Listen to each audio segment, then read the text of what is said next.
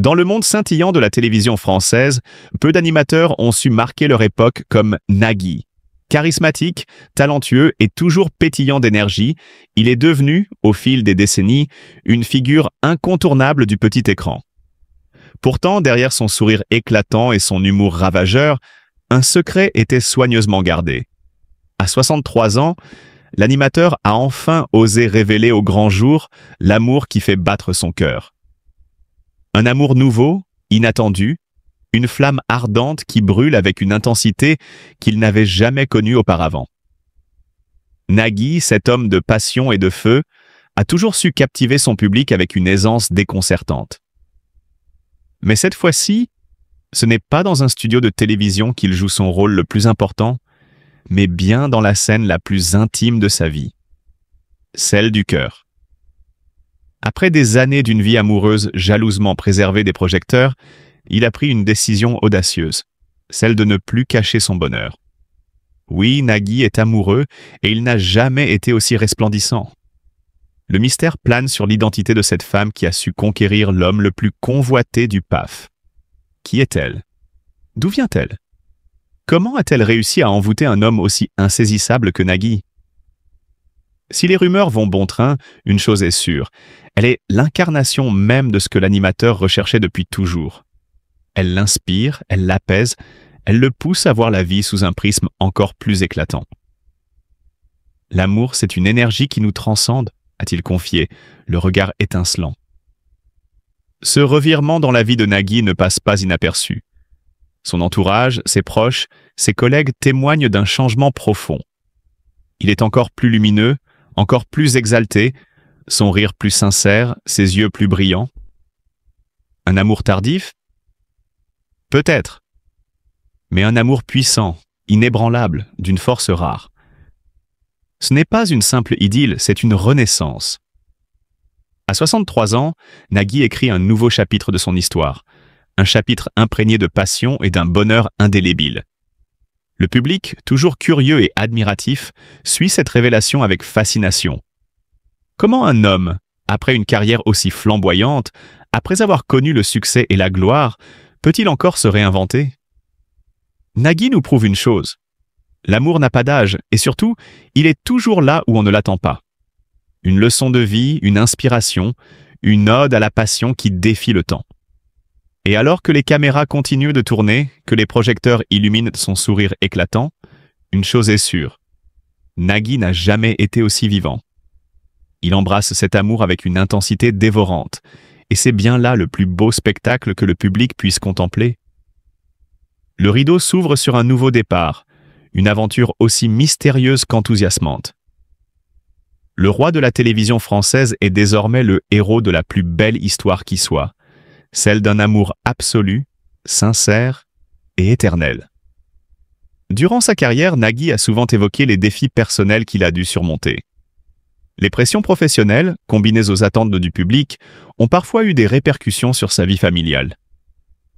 Les relations au sein de sa famille ont été mises à l'épreuve, et il a dû faire face à des moments de doute et de remise en question. Ces épreuves ont laissé des traces indélébiles, affectant son bien-être émotionnel et mental. Sur le plan de la santé, les années passées sous les projecteurs ont également eu un impact. Les rythmes effrénés des tournages, les horaires décalés et le stress inhérent au métier d'animateur ont contribué à une fatigue accumulée. Nagui a dû composer avec des problèmes de santé, tant physiques que psychologiques, résultant de cette pression constante. Ces défis ont été d'autant plus difficiles à gérer qu'ils étaient souvent invisibles pour le grand public, cachés derrière une image de professionnalisme et de bonne humeur.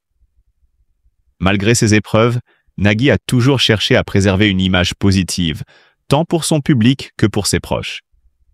Cependant, cette façade a parfois contribué à une solitude intérieure, rendant difficile l'expression de ses vulnérabilités.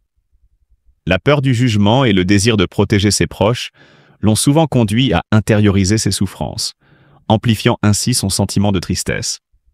Pourtant, à 63 ans, une lueur d'espoir est apparue dans la vie de Nagui. Après des années de défis personnels, il a finalement trouvé une nouvelle source de bonheur. Cette renaissance émotionnelle lui a permis de redécouvrir des sentiments qu'il pensait perdus. Cette nouvelle relation a apporté un souffle d'air frais dans sa vie, lui offrant une perspective renouvelée sur l'avenir. Cette évolution positive a également eu des répercussions sur sa santé. Le soutien émotionnel et l'amour retrouvé ont contribué à une amélioration de son bien-être général. Nagui a pris conscience de l'importance de prendre soin de lui-même, tant physiquement que mentalement. Il a adopté un mode de vie plus équilibré, accordant une attention particulière à son alimentation, à l'exercice physique et à la gestion du stress. Sur le plan professionnel, cette nouvelle dynamique personnelle a insufflé une énergie renouvelée dans ses projets. Nagui a abordé ses engagements avec un enthousiasme retrouvé, explorant de nouvelles opportunités et se lançant dans des projets qui lui tiennent à cœur. Cette période de renouveau a été marquée par une créativité florissante et une passion ravivée pour son métier.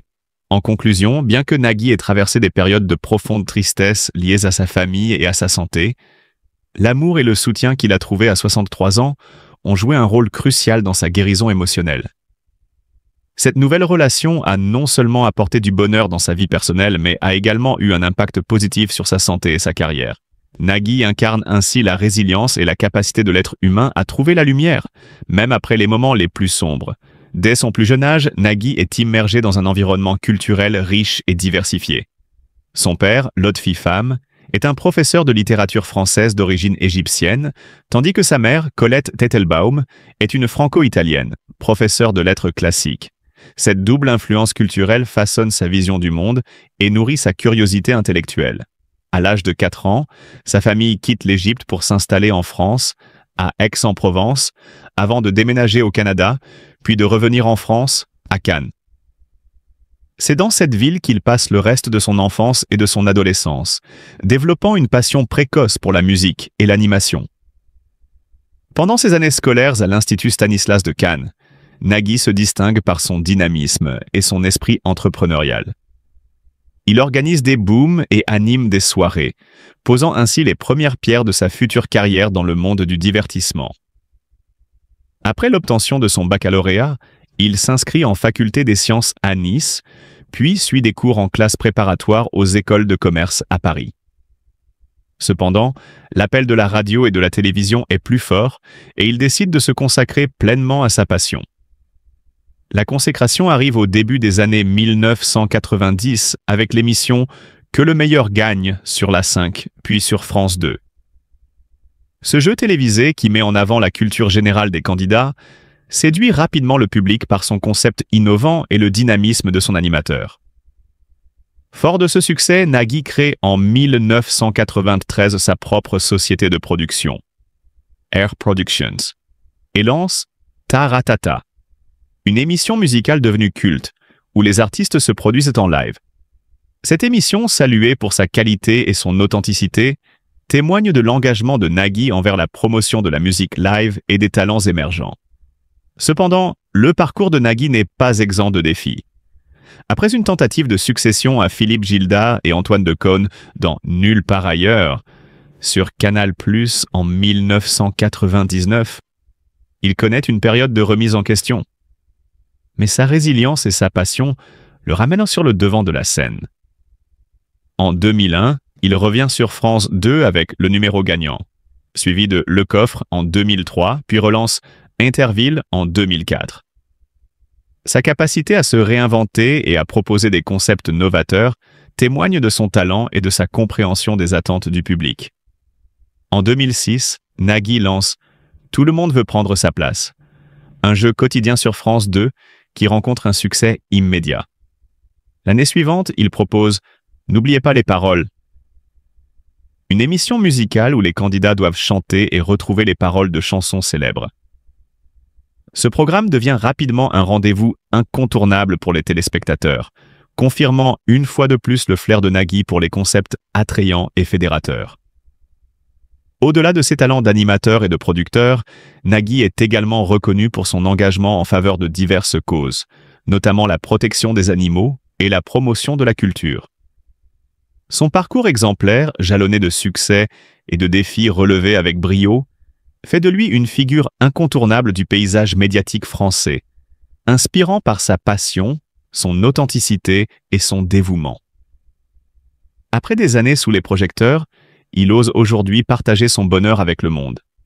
L'amour n'a pas d'âge et chacun mérite de trouver quelqu'un qui réchauffe son cœur, peu importe les épreuves traversées. Plutôt que de juger, offrons-lui notre bienveillance et notre soutien. La vie est un voyage parsemé de joies et de peines, et chacun a droit à un nouveau départ. Accueillons son bonheur avec empathie et respect, car aimer et être aimé est la plus belle aventure humaine. À générer. Et ça a fait, là aussi, évoluer nos missions. Ça nous permet constamment de nous interroger, de réfléchir et d'essayer constamment d'améliorer nos propositions au service de l'institution. Et puis, au fur et à mesure de la carrière aussi, les missions évoluent à différentes échelles. Et c'est une évolution constante qui nous inscrit, nous aussi, dans un parcours professionnel en devenir. Alors, au départ, bien entendu, et au centre reste toujours la circonscription. Mais très vite, on s'engage aussi dans des responsabilités départementales, en portant notamment des missions qui peuvent être disciplinaires. Je pense aux mathématiques, avec la mise en œuvre du plan maths ou du plan français, le plan langue vivante étrangère par exemple, ou transversales. Et on va là développer